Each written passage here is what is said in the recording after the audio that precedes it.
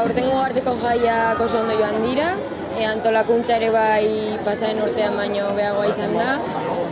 Oso ondo moldatu gara jai batzordean barruan eta baita ere jendearekin.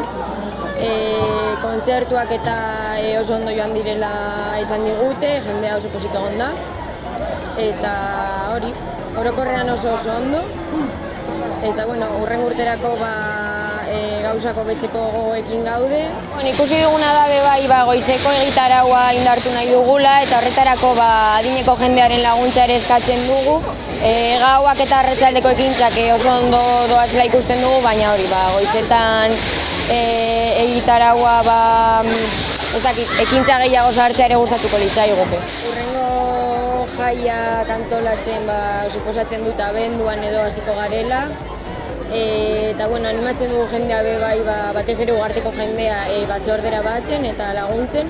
Hala ere aurten jendeak lagundu egin du, Baskarian eta maiak prestatzen eta jendearen laguntza ere ikusi dugu eta horrela jarraitza espero dugu. Eta hurrengo urtean jaiak hobeagoak izatea espero dugu eta hori.